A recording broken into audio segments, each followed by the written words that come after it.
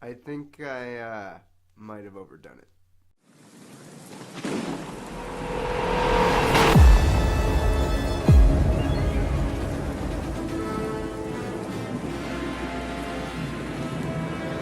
Hello, citizens of the multiverse, and welcome to Dark Knight Nation for this very special episode of Comics Insider. So, if you're a comic book fan that's been living under a rock for the last couple months, or the last 80 years, let me explain to you how big this is. Batman has hit 80 years in Detective Comics 1000, the second comic book publishing to ever hit 1,000 issues. So obviously this is a huge momentous occasion. If you've never been to the channel, here at Dark Knight Nation, we like to do story dissections, character discussions, and analysis, and really just break down the things that you and I both love about comic books. And we also sometimes really lean into some of the adaptations, including movies, televisions, maybe even prose novels. If that's something that catches your interest, please feel free to subscribe down below to the channel. We like to keep these conversations nice and relevant, and a lot of the time include the audience's thoughts in the videos. So let's get into it. This episode, I just kind of want to broadly give you my thoughts on Detective Comics 1000. I don't want to go super in depth, as I'm planning on doing a video series of the stories that I enjoyed and really going in depth like my normal Comics Insider videos. Now, thanks to my incredible sponsor at AJ's Comics, midway through the video we will be discussing a way for you to win a free physical copy of the Detective Comics Midnight Release variant. Now, if you're unfamiliar with what this is all about, it's basically similar to the main cover, this, which is a full wrap, yeah, but you get the whole profile on the front with this one, and you could only get it if you went to a midnight release, which I did, hosted by AJ's Comics, of course. And that night we actually did a quick discussion with him and my buddy Tyson on some of the most impactful Batman stories throughout his 80 years that you can find right over here. So again, if you haven't checked that out, please make sure to go leave a like, comment down below your thoughts on Batman's most impactful stories, and subscribe down to the channel, of course. So overall, Detective Comics 1000 was something that I think myself and pretty much everybody in the comic book community had been building up for quite a long time.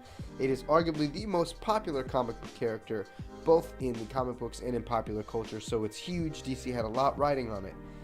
And I was a little bit underwhelmed. I felt that there was a lot of recycling of writers and artists that were in Action 1000, in Detective 1000, and I think that there were a couple creators that really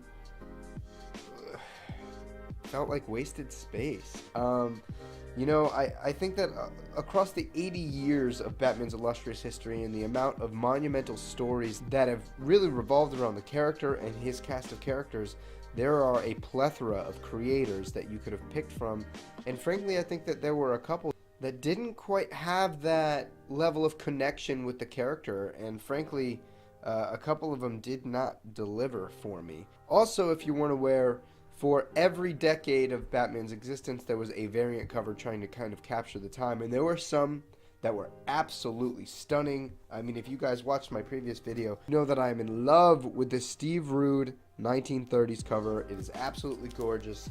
But there are other times where it just didn't feel super appropriate. I mean, this Steranko cover from the 1960s, it is the same exact composition from his Action Comics 1000 cover, just flipped in a different direction. Frankly, it's not very visually appealing, and I don't know what impact Steranko had on the character that warranted him really making a cover for Batman. And I would have liked to see something else, you know, even if they had done a post-mortem cover with like Norm Brayfogle or you know, a couple of the big artists from the 90s that really captured that spirit of Batman, I would have felt like that would have been far more appropriate. I felt like that was a bit of a wasted opportunity. And I don't want to go too far into negatives, just because there were some really solid stories in here and a lot of really solid artwork. But I think just looking at it from the outside in, there were some great covers. I think there were some wasted opportunities, a couple cop-outs. And that was a little bit disappointing on my end, both as a Batman fan and as a consumer. Personally, For example, there was a great Greg Capullo cover that I absolutely love. It's gorgeous, you know, but this artwork was something he had posted on his Twitter some 2 years ago that I had as my wallpaper. So I was really hoping that he would have done something specific to this, or something, you know, something that wasn't a 2-year-old piece of artwork. It felt like a little bit of a cop-out. Not to mention, Jock just did Batman's face. I don't really see what this captures for me. Not to mention, Jock really didn't do too many stories in the 2000s, which is what this cover is supposed to represent. So I was like, yeah, I mean, while Black Mirror and Skeleton Cases were phenomenal, I don't think that this was really the artist to choose to represent the 2000s, in my opinion. But obviously there were also some really great things that happened in this issue, so I do want to start off by talking about a couple of stories I really enjoyed. My two personal favorites were by Warren Ellis, with art by Becky Cloonan, and then James Tynion with art by Alvaro Martinez Bueno. So the story by Warren Ellis and Becky Cloonan is called The Batman's Design.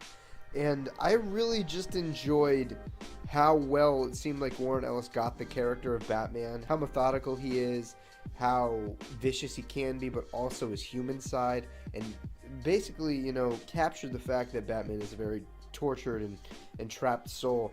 Not to mention, Becky Cloonan's art was really good. It kind of reminds me a little bit of David Mazzucchelli, who did both Batman Year One and Daredevil Born Again.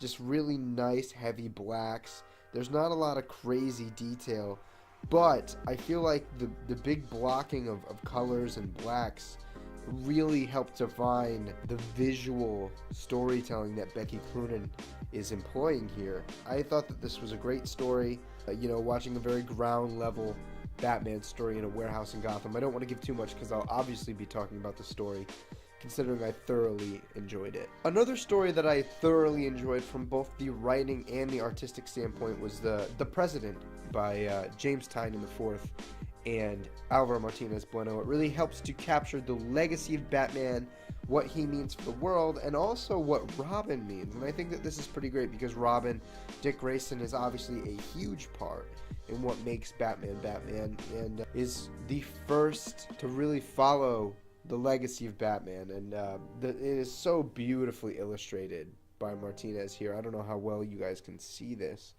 but man, was this excellently done. Tynion really knew in this story how to drum up this connection between Bruce and Dick, and between us and those two characters. Not to mention, man, Alvaro Martinez has some really great shots. To me, the art here at some points was really reminiscent of the old Bob Kane artwork, especially in this design here. You know, I just this story had a lot of heart to it and a lot of love for the characters of Gotham, really, and I think you can very clearly see that. This was definitely one of my favorite stories. I think that this one really garnered the most positive reaction for me when I first read it. Just a blast, and of course I'll be reviewing this later on in another video. Thanks to my amazing sponsor, AJ's Comics in Colchester, Connecticut, I'm able to give you guys a free physical copy of the midnight release variant for Detective Comics 1000. Look at all of this and it's Jim Lee goodness. So first off, please go show those guys some love. There are links in the description below to both their website and their Twitter. Now, what's so great about AJ's Comics? The owner and staff of the shop are absolutely incredible. They're always willing to help you out with any of your geeky needs, whether it be comic books, collectibles, trading cards, you name it, they are there. The owner, Pete, is just a really well-natured nerd with a wealth of comic book knowledge, and that's really all that I can ask for. Second off, if you live far from a local comic book store and need your fix, maybe you're one of the incredible men and women serving our country, and if you are, thank you so much for your service. You can subscribe to their mail-in subscription service. The beautiful thing is, it's all managed online. You don't have to worry about losing your pull list or worry about forgetting to let your shop know what you want. Another bonus is that if you wait for your pull list to accumulate to $100 or more, the shipping is absolutely free. Even if you live on a US military base internationally, the shipping still gets that discount. It doesn't matter. And no matter what, your pull list grants you 10% off all of your comic books. Week in and week out, I always find an excuse to give this awesome shop my money. And the comics are good, the people are good. Really, man, this is the shop that you guys should be going to. Now, please go check them out, show them some love. You can find them on Twitter at AJ's Comics. And if you happen to win, please send them a tweet letting them know that you appreciate this awesome opportunity for a free copy of one of the most monumental occasions in comic books ever. Now, how do you win? All you have to do is be a fan of the channel. If we can get at least 15 likes within the first, 72 hours, 3 days, you will have the opportunity to win this book. All you have to do is like, subscribe, comment down below what story in this book are you looking forward to reading. Also, if at any point you want me to cover a particular story in this book, let me know as well. I'll be glad to do that for you. So again, in order to win, like this video, subscribe down to the channel below, and answer the question of the day, letting me know what story you either liked the most or are looking forward to reading the most. We also have the story by Peter Tomasi and Doug Mahnke, and I know that for anybody who's been following me knows that I have been a huge fan of Peter Tomasi for a long time, especially his current Detective Comics run that started before this issue and will continue on after. This story, like Bendis's in Action 1000, really sets a precedent for what he's going to be doing coming up, and we've now canonized the Arkham Knight from the Arkham video game series. And this story wasn't anything crazy, but I did enjoy that Tomasi's really giving us insight into the conflict that he's going to be generating between Batman and this Arkham Knight, and why they're so similar and different. Doug Mahnke's art here is absolutely stellar. I'm telling you, what he's been doing on Detective Comics has been some of the best of his career, in my opinion. Absolutely beautiful. I mean, splash page after splash page of stellar artwork. I don't want to spoil it, obviously, but I did enjoy it. Maybe I'll tag that onto a video as well.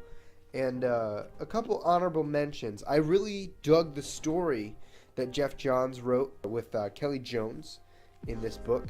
This also helps to capture the legacy of not only Batman, but the Joker, his biggest rogue. And I mean, it had such a sense of love for the character and his history. The art by Kelly Jones, however, for me was really inconsistent. There is a splash page that I'll probably throw up on the screen now that just, it was really early on, and it was really jarring for me, and it just did not hit me right. However, some panels and some of the artwork here is really great. This story is really just about the relationship and dynamic between Batman and Joker over the years. I quite enjoyed it. I definitely enjoyed the story here. There was obviously also Brian Michael Bendis and Alex Maleev's story. That, I think, was the most surprising for me, because I have been on a real downward trend with Bendis and his work at DC. However, I did enjoy the story. It did have a couple of plot problems, in my opinion, but the art was absolutely stunning. Alex Maleev knocked it out of the park. He has such a stylistic interpretation of Gotham, and I think it fits really well. It takes place in the future, which is really cool. It's kind of a reminiscent story for an old man Bruce Wayne, and again, beautifully drawn by Alex Maleev. I liked the central idea of the story a lot. So Bendis, you did something good for me, and I thank you for that. Also, the introductory story with Scott Snyder and Greg Capullo, of course. I think it had some really great ideas. I think the premise of it was great. The execution was good, but I felt like it was a bit slow. And basically what this is Batman exploring a case that has been persistent throughout his entire career as a detective. It starts in his first appearance of the case of the Chemical Syndicate, which is what I like. We're grounding this story, or we're grounding this mystery into Batman's past, and it's taken him up until this point to finally solve it. Again, some really cool concepts, some great Greg Capullo art, so I can't complain. There is one burning question that it leaves me with, and it gets me to obviously try to come up with my own answers, but hopefully, I don't know, somebody can figure something out that I didn't. But that was a solid story, as well as the Jim Lee and Kevin Smith story, which was a real love letter to Batman and what the death of his parents meant to him, and I can really appreciate that. However, I think it it was bogged down with a little bit too much writing, believe it or not. I wish it showed me a little bit more than it was telling me, because I feel like if Jim Lee, did what he did, I think I would have gotten a general idea of what Kevin Smith was trying to do. So again, Kevin Smith kind of fell back a little bit into that early Guardian Devil problem where he's writing too much. But it really wasn't the amount of writing. I think it was just what he was writing at times just made me feel like, okay, I'm ready for you to show me more than tell me.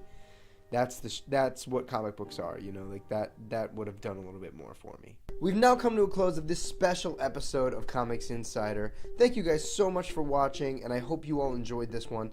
It was a really general conversation. I didn't want to get too far into it, as we are going to be dissecting each and every single one of the stories that I enjoyed from this book.